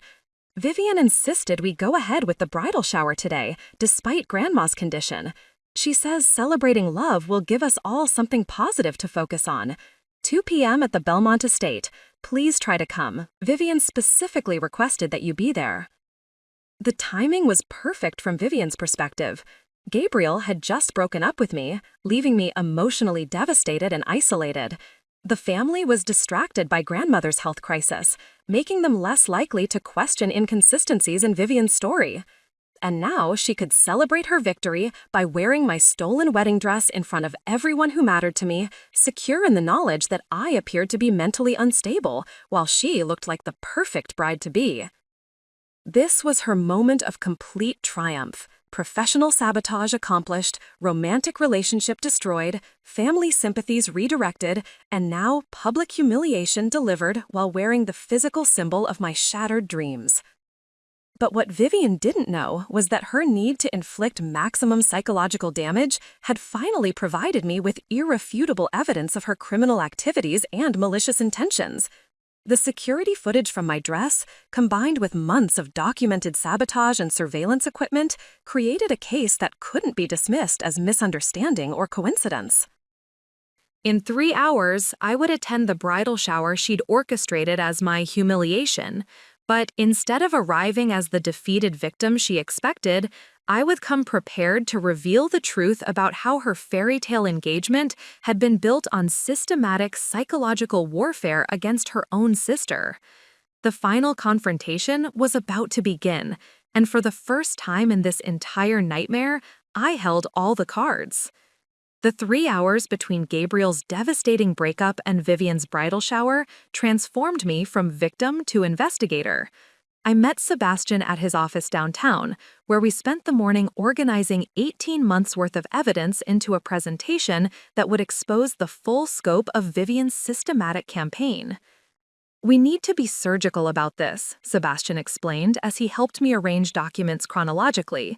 Too much information will overwhelm your audience and give Vivian opportunities to deflect or discredit specific pieces of evidence.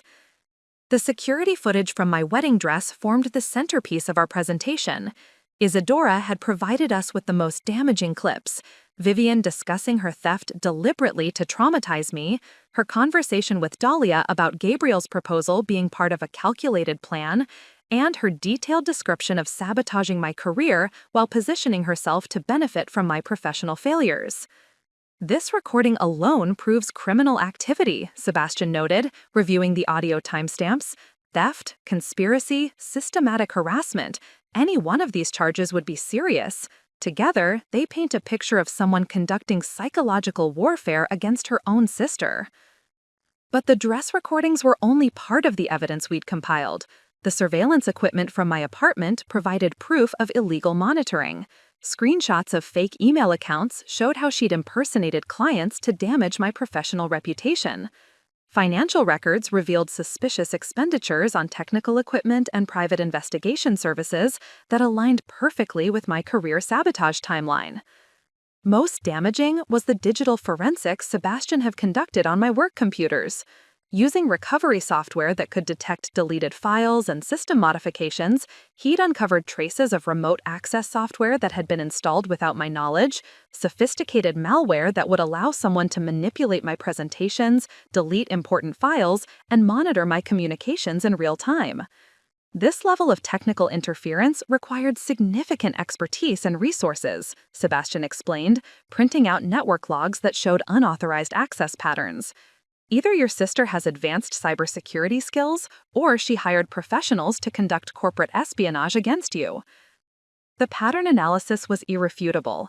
Every major professional failure corresponded exactly with periods when Vivian had access to my personal information or living space. The correlation was so precise, it looked like a carefully planned military campaign rather than coincidental misfortune. What about Gabriel? I asked, reviewing text message records that showed the timeline of his emotional distancing. Do we have proof that she manipulated him specifically? Sebastian pulled up a series of communications we'd recovered from various sources, social media interactions, email exchanges, and phone records that painted a clear picture of systematic seduction disguised as innocent friendship. She used classic manipulation techniques, he explained, highlighting specific conversations: emotional validation, intellectual flattery, strategic vulnerability sharing. She made herself indispensable to him during moments when you were dealing with the professional crises she'd orchestrated. The phone records showed calls between Vivian and Gabriel increasing dramatically during periods when my career was under attack. While I was struggling with mysterious technical failures and client complaints, she was providing him emotional support and intellectual stimulation that made their connection feel natural and inevitable. She even timed her availability around your schedule, Sebastian noted, showing calendar correlations. When you were working late trying to salvage sabotaged projects, she was free to spend time with Gabriel. When you were stressed and distracted by work problems, she was relaxed and engaging. The psychological manipulation was breathtaking in its sophistication. Vivian had created circumstances that made her appear superior to me in every measurable way: more professionally successful, more emotionally stable, more intellectually stimulating, more physically attractive because she wasn't constantly exhausted by fighting against systematic sabotage. The question now is how to present this information effectively, Sebastian said, reviewing our organized evidence. You want maximum impact with minimal opportunity for deflection or counterargument. We decided on a multimedia presentation that would progress from least to most damaging evidence. Beginning with the surveillance equipment and technical sabotage, serious but potentially deniable, then building to the recorded conversations that provided irrefutable proof of malicious intent and criminal activity. The timing needs to be perfect, I said, reviewing the bridal shower schedule Mother had sent. Vivian will want to make a speech about her engagement, probably while wearing my dress. That's when she'll be most vulnerable to exposure. Sebastian helped me load all the evidence onto a secure tablet with backup devices hidden in my purse. We tested the audio quality multiple times and created fail-safe systems in case Vivian tried to interfere with the technology once she realized what was happening. "Are you prepared for the consequences?" Sebastian asked as we finalized our preparations. "This level of revelation will permanently destroy your relationship with Vivian and potentially create lasting damage to your family dynamics." "She destroyed my relationship with Gabriel, sabotaged my career, violated my privacy, and stole my wedding dress," I replied. "The family dynamics are already permanently damaged. They just don't know it yet." But as I drove toward the Belmont estate, carrying evidence that would expose my sister as a systematic manipulator and criminal, I felt something unexpected. Not just anger or desire for revenge, but genuine sadness for the family bonds that would be shattered by the truth. Vivian's actions had been monstrous, but revealing them would create chaos that would hurt innocent people who'd been manipulated as effectively as I had been. Mother, father, and our extended family genuinely believed they were celebrating a beautiful love story between two people who'd found each other naturally. Learning that the entire romance was built on psychological warfare and criminal activity would devastate them almost as much as it would destroy Vivian's carefully constructed image. But as I pulled into the estate's circular driveway and saw the elegant decorations Vivian had arranged for her triumph celebration, I remembered grandmother's words. Family loyalty doesn't mean protecting people who use that loyalty to harm others. The truth deserved to be heard, regardless of how much it would hurt, and Vivian deserved to face consequences for the systematic cruelty she'd inflicted while hiding behind the facade of sisterly love and family devotion. The reckoning was about to begin, and after 18 months of suffering, I was finally ready to speak. The Belmont estate looked like something from a fairy tale, draped in cascading white flowers and golden ribbons that caught the afternoon sunlight filtering through ancient oak trees. Vivian had spared no expense in creating the perfect backdrop for her moment of triumph, transforming the venue's elegant ballroom into a celebration that would have been beautiful under different circumstances. I arrived 30 minutes early, as Sebastian and I had planned, giving me time to assess the layout and identify optimal positioning for the revelation that would soon shatter this carefully constructed illusion. The estate's audio-visual system was state-of-the-art, designed for wedding presentations and corporate events, with multiple screens and professional sound equipment that would ensure every guest could see and hear the evidence clearly. "Miss Hawthorne?" A young woman in catering uniform approached me near the entrance. "I'm Sarah from the events team. Your sister mentioned you might want to help with the presentation setup for her engagement announcement." Of course, Vivian had anticipated that I might try to prepare some kind of tribute or toast. She'd positioned herself to control any technology I might want to use, probably planning to sabotage my equipment the same way she'd destroyed my work presentations for months. "That's very thoughtful," I replied, showing her my tablet. "I did prepare something special for the occasion."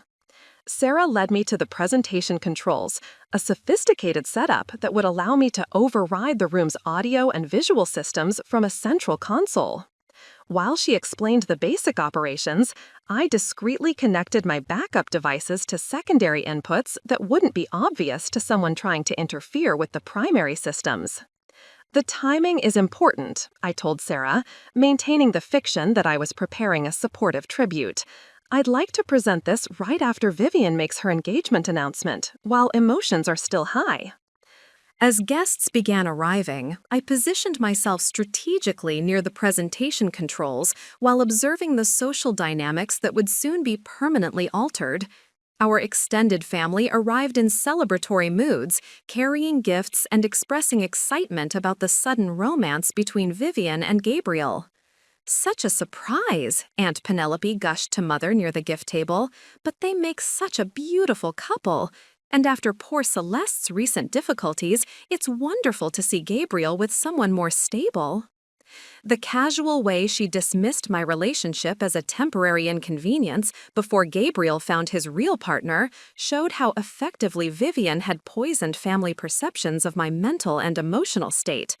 Even our relatives who'd known me for decades now viewed me as the troubled sister who'd been lucky to date someone like Gabriel temporarily. Mother approached me as I reviewed my presentation files one final time.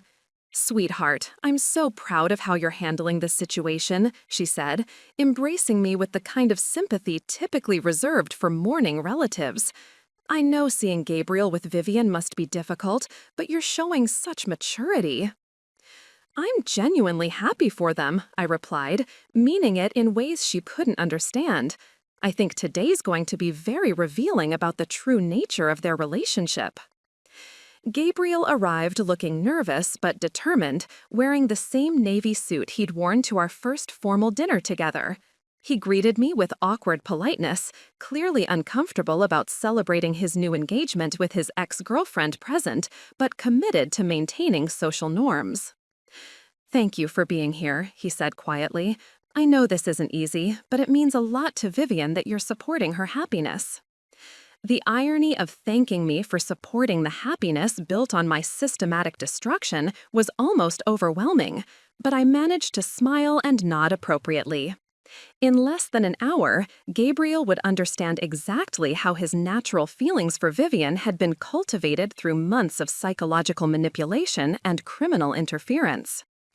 Then Vivian made her entrance, and the entire room fell silent in appreciation. She looked absolutely stunning in my wedding dress, which fit her perfectly after minor alterations that had somehow improved its already exquisite design. The champagne silk flowed around her like liquid gold, the hand-sewn pearls catching light with every movement, the French lace sleeves framing her arms with ethereal elegance. But it wasn't just the dress that commanded attention, it was the radiant confidence she wore with it, the absolute certainty of someone who'd achieved everything she'd plotted to possess. She'd stolen my boyfriend, sabotaged my career, violated my privacy, and now she was literally wearing my dreams while accepting congratulations for her superior worthiness. "You look absolutely breathtaking," Mother breathed, tears streaming down her face as she embraced her youngest daughter. "That dress is perfection on you." "Thank you," Vivian replied, twirling slowly so everyone could appreciate the dress from every angle. "I found it in the most amazing little boutique downtown. The moment I saw it, I knew it was meant to be mine." The casual rewriting of the dress's history, transforming theft into destiny, demonstrated the same gaslighting techniques she'd perfected over months of psychological warfare. She wasn't just wearing my stolen property, she was claiming it had always belonged to her by right of superior beauty and worthiness. Gabriel approached her with the kind of reverent admiration I'd once hoped to inspire myself, taking her hands and gazing at her with complete devotion. "You're the most beautiful woman I've ever seen," he said, loud enough for the entire room to hear. The assembled guests sighed collectively at this romantic declaration, moved by what appeared to be genuine love between two people who'd found each other despite complicated family circumstances. They had no idea they were witnessing the culmination of a criminal conspiracy disguised as fairy tale romance. "I think it's time for our announcement," Vivian said, her voice carrying clearly through the elegant ballroom. "Everyone, if I could have your attention for just a moment." The room quieted expectantly as she moved toward the center of the space, my stolen dress trailing behind her like a golden river. This was her moment of absolute triumph, surrounded by family and friends, wearing my wedding dress, about to announce her engagement to my former boyfriend, while I stood in the audience as the defeated sister, graciously accepting her superior claim to happiness. But as she reached for the microphone that would broadcast her victory to everyone who mattered in our lives, I made my move toward the presentation controls. The revelation that would destroy her carefully constructed narrative was about to begin, and for the first time in 18 months, I was the one controlling the script. Her moment of triumph was about to become her moment of reckoning, broadcast in high definition with professional audio quality to ensure that everyone who'd been manipulated by her charm would finally see the truth about the woman they'd been celebrating. The final act of this psychological warfare was about to unfold, and I was no longer the victim. "Ladies and gentlemen, family and friends," Vivian began, her voice carrying the musical quality that had charmed everyone for 28 years. "Gabriel and I have the most wonderful news to share with all of you today." She paused dramatically, allowing anticipation to build as she gazed lovingly at Gabriel, who stood beside her with the nervous excitement of a man about to announce his engagement to the woman of his dreams. The assembled guests leaned forward expectantly, champagne glasses raised in preparation for the toast that would celebrate their fairy-tailing romance. "Before we make our announcement," I said, stepping forward with my tablet and moving toward the presentation console, "I'd like to share something special that I think will add context to this beautiful celebration." Vivian's eyes flicked toward me with sharp wariness, but her smile remained perfectly composed. "That's so thoughtful of you, Celeste, but perhaps we should—" "I insist," I interrupted gently, my voice carrying clearly through the room's sound system as I connected my device to the audio-visual equipment. Family should always support family, especially during moments of such significance. The large screens around the ballroom flickered to life, displaying a simple title slide, "The Truth About Love, a Family Story." Murmurs of curiosity rippled through the crowd as guests turned their attention toward the presentation, expecting a heartwarming tribute to the happy couple. "As many of you know," I began, my voice steady despite the adrenaline coursing through my system, "Vivian and Gabriel's relationship developed quite quickly after my own relationship with Gabriel ended. What you don't know is how that development actually occurred." The first slides showed timeline correlations, dates when Vivian had visited my apartment, periods when Gabriel had become distant, instances when my work projects had failed mysteriously.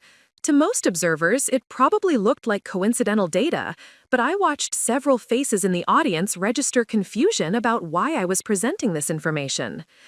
"Celeste," Mother said nervously, "perhaps this isn't the appropriate time for—" "Actually, this is the perfect time," I replied, advancing to the next slide, "because everyone deserves to understand the true story behind this engagement." The screen displayed screenshots of the surveillance equipment Sebastian and I had found in my apartment, professional-grade cameras and microphones with timestamps showing they'd been installed for months. The room fell completely silent as guests tried to process what they were seeing.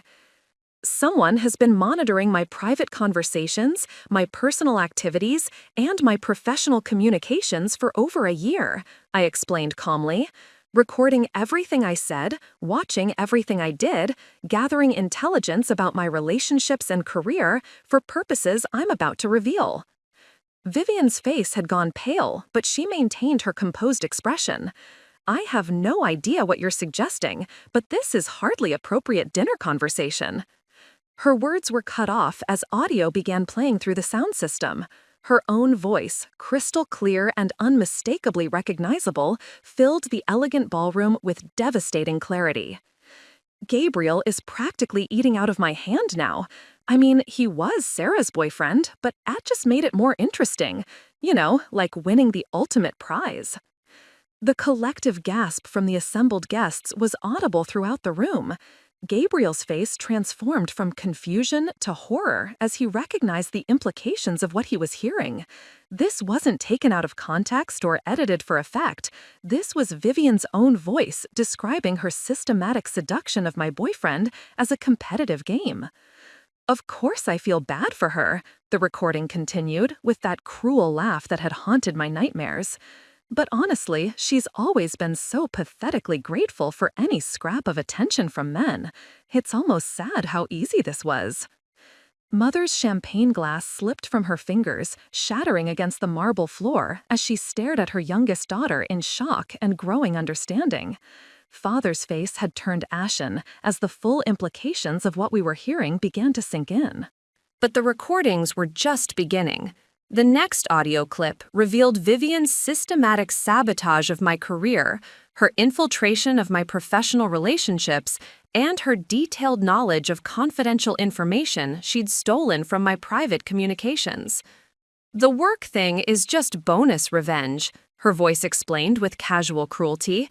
"Sarah actually thought she deserved that promotion. Like being a workaholic mouse somehow makes you executive material."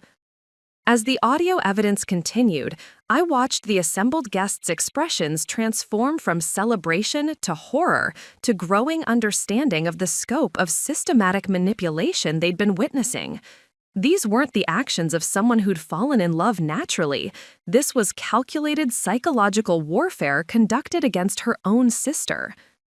Gabriel approached me slowly, his face a mask of devastation and growing comprehension. "Celeste," he whispered, his voice breaking, "I had no idea. She told me you were, that your problems were." "That I was emotionally unstable," I finished gently. "That I was clinging to you out of desperation. That our relationship was unhealthy for both of us." He nodded miserably, tears streaming down his face as he realized how completely he'd been manipulated. Every doubt he developed about me, every reason he'd found to end our relationship, every justification for his growing attraction to Vivian had been carefully planted and cultivated over months of systematic psychological manipulation. The final audio clip was the most damaging. Vivian's conversation about stealing my wedding dress deliberately to traumatize me, timed to coincide with her bridal shower so she could inflict maximum psychological damage while celebrating her victory. "She'll be there, of course. I made sure Mother invited her specifically so she can see how much better the dress looks on someone who deserves to be celebrated.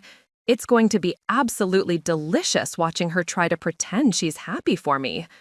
As her own words echoed through the room, Vivian finally lost her composure.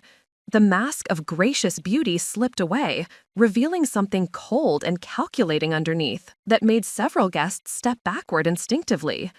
"This is fabricated," she said desperately, her voice rising with panic. "Celeste has been unstable for months. She's created all of this to destroy my happiness because she can't accept that Gabriel chose me." But the evidence was too comprehensive, too detailed, too clearly her own voice describing activities that perfectly explained 18 months of mysterious coincidences and professional failures. The room remained silent, except for the sound of her recorded laughter as she described stealing my dreams and calling it love. The fairy tale celebration had become a reckoning that would forever change how everyone in that room understood the woman they'd been applauding just minutes earlier. The golden girl who charmed them all their lives had been exposed as someone capable of systematic cruelty against her own family, and the revelation was devastating in ways that went far beyond simple sibling rivalry. But this was only the beginning of consequences that would ripple through every relationship and assumption our family had built around Vivian's carefully constructed image of perfection. The silence that followed the final recording was deafening. 25 guests stood frozen in a ballroom that had been decorated for celebration, now witnessing the complete destruction of everything they'd believed about the family they thought they knew. The elegant flowers and golden ribbons seemed to mock the devastation unfolding beneath them. Gabriel was the first to move, walking slowly toward Vivian with the careful steps of someone approaching a dangerous animal. His face showed no anger, only the hollow expression of someone whose entire understanding of reality had just collapsed. "Take it off," he said quietly, his voice carrying clearly through the silent room.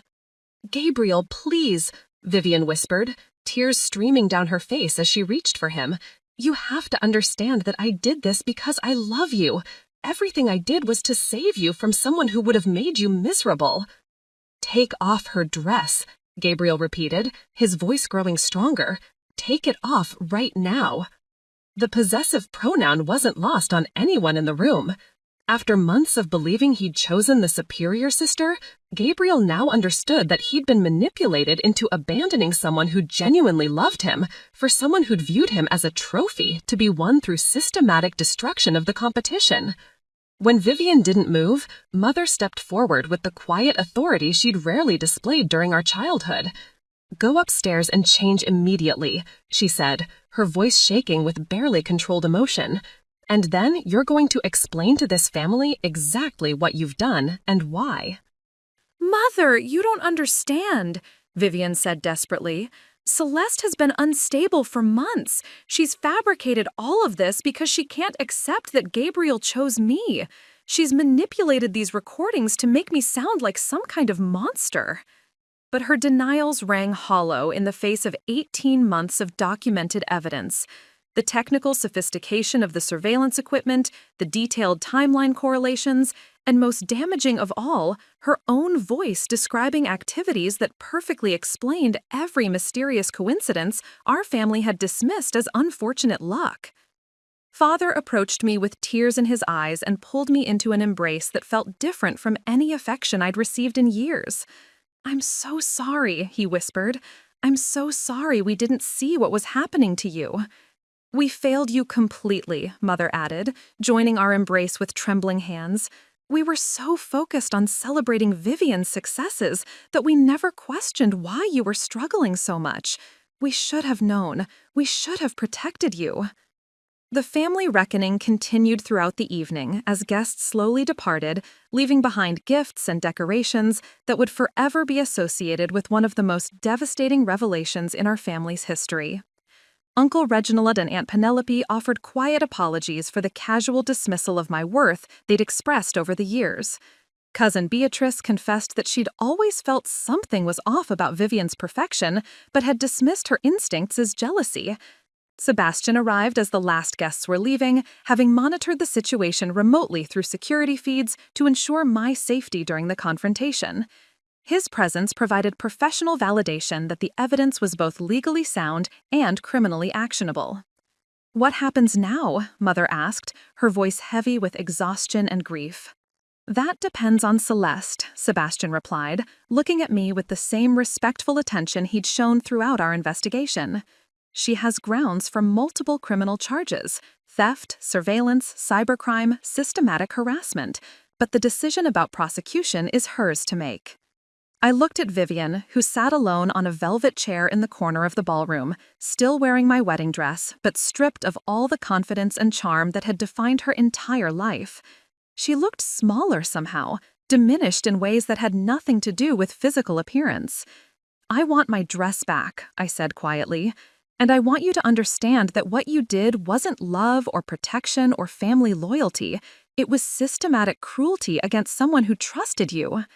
"I know," she whispered, her voice broken in ways I'd never heard before. "I know what I am. I've always known. I just couldn't stop myself from taking things that belonged to other people." That admission, the first honest thing she'd said in years, contained more truth than any apology could have provided. She hadn't acted from jealousy or misunderstanding. She'd deliberately chosen to destroy my life because she couldn't tolerate my happiness existing independently of her control. 6 months later, I married Sebastian in a small ceremony at the Botanical Gardens downtown.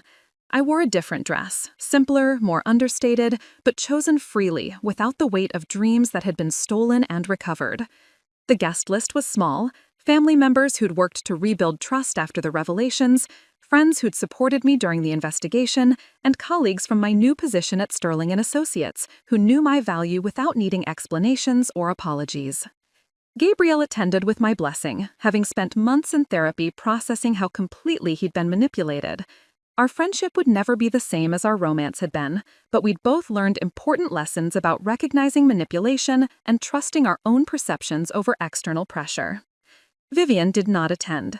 She'd moved across the country shortly after the bridal shower, unable to rebuild relationships with family members who now understood the true nature of her character. The criminal charges were dropped in exchange for full restitution and a binding agreement to avoid contact with me or any member of our immediate family. The wedding dress itself was donated to a nonprofit that provided formal wear to women escaping abusive relationships. Isadora Valentina had personally overseen its restoration, removing all traces of damage from Vivian's wear while preserving its original beauty for someone who would appreciate it without the complicated history it represented for me. As Sebastian and I exchanged vows in front of people who genuinely celebrated our happiness, I felt something I'd never experienced before: complete security in being valued for exactly who I was, without competition or comparison, or fear that my joy could be stolen by someone who viewed my happiness as a challenge to overcome. The systematic warfare was over. The truth had been exposed, justice had been served in ways that felt proportionate to the damage that had been inflicted. But most importantly, I'd learned that some shadows could be escaped, some patterns could be broken, and some people deserved love without having to compete for it or defend it against those who would destroy it simply because it existed beyond their control. The Golden Girl had finally faced consequences for her cruelty, and the overlooked sister had discovered that her worth had never been defined by other people's recognition of it. In the end, that revelation was more valuable than any wedding dress, more precious than any stolen relationship, and more lasting than any victory built on someone else's destruction. The story was complete, and for the first time in my life, I was the author of my own ending. Up next, you've got 2 more standout stories right on your screen. If this one hit the mark, you won't want to pass these up. Just click and check them out. And don't forget to subscribe and turn on the notification bell so you don't miss any upload from us.